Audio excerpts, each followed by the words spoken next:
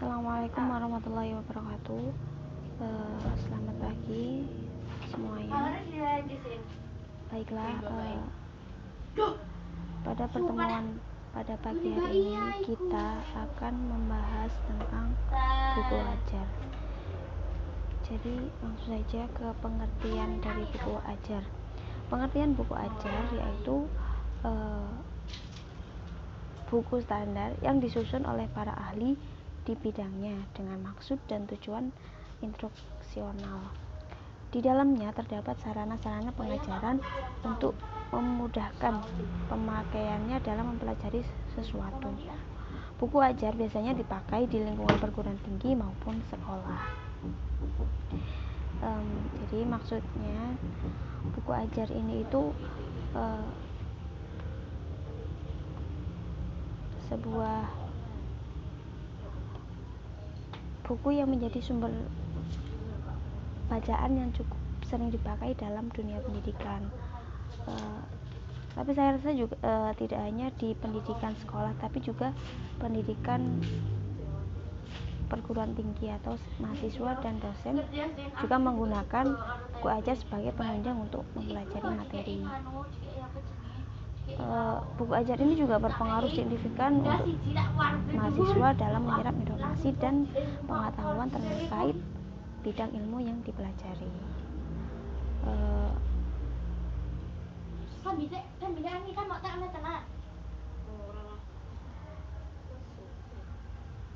Lalu selanjutnya manfaat buku ajar. Jadi manfaat buku ajar ini ada dua versi. Yang pertama ini menurut Greene dan Petty, manfaat buku ajar ada 6 manfaat. Yang pertama yaitu mencerminkan sudut pandang modern tentang pengajaran dan mendemonstrasikan aplikasi dalam pengajaran dalam bahan pengajaran tersebut. Jadi buku ajar ini menurut Greene dan Petty sebuah buku pengajaran yang diaplikasikan sebagai bahan pengajaran, lalu menyajikan sumber pokok masalah yang mudah dibaca dan bervariasi yang dibutuhkan dalam proses pembelajaran, terutama untuk meningkatkan keterampilan ekspresional.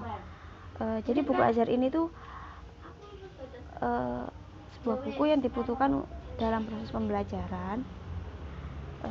Pembelajarannya pun bervariasi tergantung dengan bidang pelajaran yang akan dipelajari, dan buku ajar ini menyajikan pokok masalah yang masalah tersebut lebih meningkatkan atau lebih terfokus pada keterampilan ekspresional atau ekspresi. Yang ketiga yaitu menyediakan sumber tentang keterampilan ekspresional, sudah dijelaskan tadi. Yang keempat, menyajikan metode dan sarana pengajaran yang memotivasi mahasiswa atau siswa. Jadi pada buku ajar ini lebih memfokuskan kepada motivasi atau penyemangat bagi mahasiswa atau siswanya. Yang kelima yaitu menyajikan fiksasi sebagai penunjang latihan dan tugas praktis. Jadi dalam buku ajar ini juga terdapat latihan-latihan soal atau tugas-tugas praktis sebagai penunjang atau latihan dari siswa atau mahasiswanya. Yang keenam yaitu menyajikan bahan atau sarana evaluasi dan remedial yang tepat. Jadi tadi kan sudah disediakan soal atau latihan-latihan.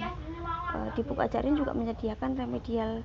Jadi apabila pada soal-soal itu siswa atau mahasiswa dianggap kurang mencukupi nilainya atau dirasa kurang memahami, maka akan dilanjutkan ke remedial atau pengulangan.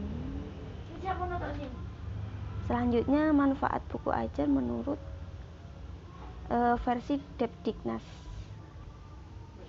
yakni yang pertama membantu dosen atau guru dalam proses pembelajaran. Jadi ini sebagai buku pendamping dosen atau guru. Yang kedua, memudahkan penyajian materi saat pengajaran di kelas.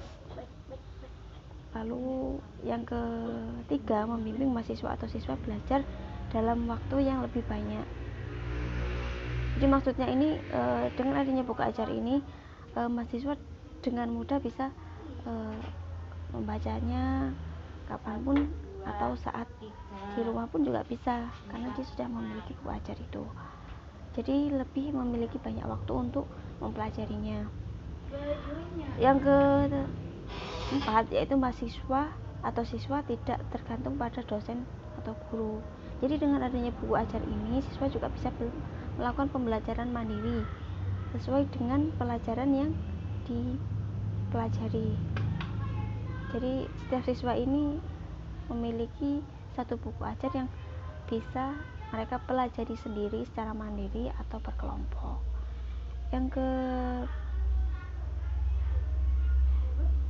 kelima, menumbuhkan motivasi mahasiswa dalam pengembangan diri, terutama dalam memahami materi. Jadi dengan adanya buku ajar ini juga bisa memotivasi mahasiswa dalam pengembangan diri. Jadi terfokus pada memahami materi. Jadi dengan membaca berulang-ulang buku ajar tersebut juga bisa memotivasi mahasiswanya dalam pengembangan diri yang terfokus pada memahami materi yang dipelajarinya. Selanjutnya, jenis buku ajar. Jenis buku ajar ini juga memiliki dua versi.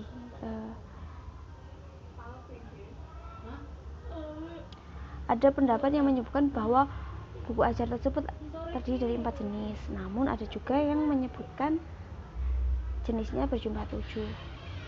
Jadi yang pertama ini buku ajar menurut atau berdasarkan Ellington dan Rees. Buku ajar ini jenisnya ada 7. Yang pertama yaitu buku ajar cetak. Buku ajar cetak ini contohnya handout, lembar kerja, atau buku ajar mandiri. Yang kedua, buku ajar display yang tidak diproyeksikan seperti poster, model, dan foto. Kemudian buku ajar display yang diproyeksikan contohnya adalah slide suara. Jadi sejenis rekaman seperti itu, namun tidak diproyeksikan seperti poster atau model dan foto. Jadi lebih ke terfokus pada suara, tidak terfokus seperti gambar. Yang kedua yaitu buku ajar display diam. Yang keempat, buku ajar audio. Yang kelima, buku ajar audio yang dihubungkan pada visual diam. Jadi buku ajar audio yang dihubungkan pada visual diam ini terdapat suara, terdapat gambar, namun gambarnya ini lebih ke gambar berupa foto, atau gambarnya ini tidak seperti gambar video yang bergerak namun diam, seperti foto atau gambar-gambar lukisan. Yang keenam yaitu buku ajar video. Kalau buku ajar video ini lebih lengkap. Selain ada rekaman suaranya, juga terdapat gambar yang bergerak. Lalu yang ketujuh, buku ajar komputer. Kalau buku ajar komputer ini lebih ke multimedia. Selanjutnya, menurut Abdul Majid, jenis buku ajar dikelompokkan menjadi 4. Yang pertama yaitu buku ajar cetak atau printer. Contohnya buku ajar handout, modul, LKS, brosur, model atau maket, dan sebagainya. Yang kedua, buku ajar dengan audio, misalnya rekaman kaset, siaran radio, CD, audio, dan piringan hitam. Ini berupa rekaman suara saja tanpa disertai gambar. Yang ketiga yaitu bahan ajar pandang dengan audio visual seperti VCD, DVD, film, dan TV. Ini berupa rekaman video yang disertai dengan gambar. Yang keempat yaitu bahan ajar interaktif, contohnya compact disc interaktif,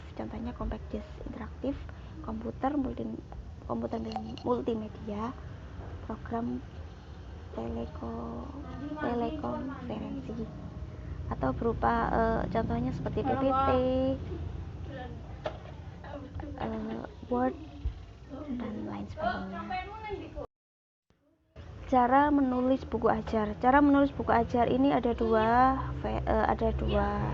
cara. Yang pertama, perhatikan format buku ajar.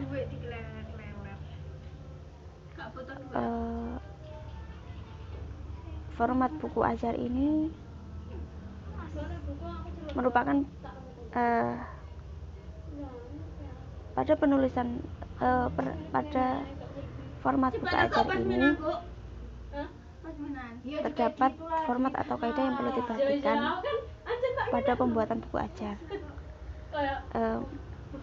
Yang pertama, pada penulisan buku ajar yang pertama yaitu format sesuai dengan format UNESCO dengan ukuran lebar 15,5 cm dan tinggi 23 cm. Disusun berdasarkan rencana pembelajaran semester. Jadi sesuai dengan pembelajaran semester yang ada. Yang ketiga, ketebalan minimal 200 halaman sesuai kebutuhan belajar yang tercantum dalam rencana pembelajaran semester. Jadi buku ajar ini minimal 200 halaman. Jadi tidak bisa kurang dari 200 halaman. Memiliki ISBN dari penerbit, anggota IKP atau Asosiasi Penerbitan Perguruan Tinggi. Jadi memiliki tanda kalau telah diterbitkan oleh Asosiasi Penerbit Perguruan Tinggi. Dalam penyajian buku ajar, gunakan prinsip-prinsip teknologikal, pedagogical, context knowledge. Ditulis dengan gaya bahasa semi formal yang melibatkan dan memotivasi pembaca atau mahasiswa. Menyediakan ilustrasi, studi kasus atau soal-soal latihan sesuai tadi yang telah dibahas. Diketik dengan spasi 1,5 dengan huruf serif semisal Times New Roman, Cambridge dengan ukuran 11 sampai 12. Ini ukuran hurufnya ya. Yang terpenting yaitu struktur kalimat mengikuti kaidah bahasa Indonesia sesuai PUEBI. Penulisan atau penyediaan daftar pustaka atau rujukan, situasi tabel, gambar, dan grafik. Menggunakan sebuah standar dan konsisten, misalnya menggunakan apa,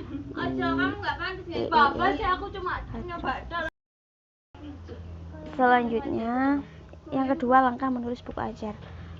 Langkah menulis buku ajar ini,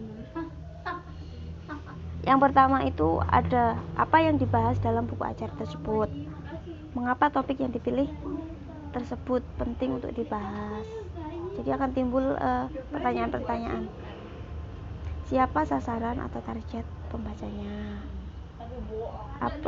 Apakah terdapat diferensiasi? Apakah ada kolaborasi konseptual, teoritis, praktis, aplikatif, dan contohnya? Apakah bahasa yang digunakan komunikatif? Apakah diperbarui secara berkala? Selain itu juga penyusunan buku ajar terdapat 5 langkah. Yang pertama yaitu penyusunan silabus. Beberapa hal yang perlu dicermati saat penyusunan silabus yaitu standar kompetensi, materi pokok, pengalaman belajar, alokasi waktu, dan sumber bahan. Lalu pengorganisasian buku. Nah, pada tahap ini penulis harus mengorganisasi buku ajar. Maksudnya adalah memperhatikan bagian apa saja yang akan ditulis sesuai dengan struktur buku ajar. Pemilihan materi. Poin-poin yang harus diperhatikan saat menulis pemilihan materi adalah sesuai dengan silabus, sesuai dengan tujuan pendidikan seperti mendukung pengembangan ilmu, mengedepankan nilai keberagaman, beretika akademik, dan lain sebagainya. Penyajian materi. Tahap selanjutnya adalah menyajikan materi yang telah dipilih. Perhatikan tata bahasa dan norma penulisan. Jelaskan tujuan pembelajaran dan keterlibatan antar materi. Yang terakhir, menyusun layout apabila untuk diikutkan dalam program hibah dikti. Jadi penulisan layout ini didasarkan pada peraturan dikti dalam program hibah. Jadi buku ajar harus memenuhi ketentuan seperti jenis tulisan Times New Roman dengan ukuran font 12, jenis kertasnya A4 spasi 1,5, batang tubuh atau baga isi minimal 200 halaman. Buku ajar harus memiliki prakata atau pembukaan, daftar isi, batang tubuh, ini berupa pembahasannya ya, lalu daftar pustaka, kolosium, dan indeks. Selanjutnya yang terakhir itu kita ada contoh buku ajar. Contoh buku ajar yaitu buku ajar Psikologi Lingkungan, Kajian dalam Kesehatan Masyarakat, karya dari ODR Pinontoan dan Ofriani J. Sumampu. Yang kedua contoh buku ajarnya yaitu buku ajar Perencanaan dan Pengembangan Sumber Daya Manusia, karya Roziana Ainul Hidayati. Yang ketiga buku ajar Teori-teori Komunikasi, karya Ansar Suherman. Mungkin itu aja sedikit penjelasan dari saya tentang buku ajar. Kurang lebihnya saya mohon maaf. Saya akhiri. Wabillahi taufiq wal hidayah. Wassalamualaikum warahmatullahi wabarakatuh.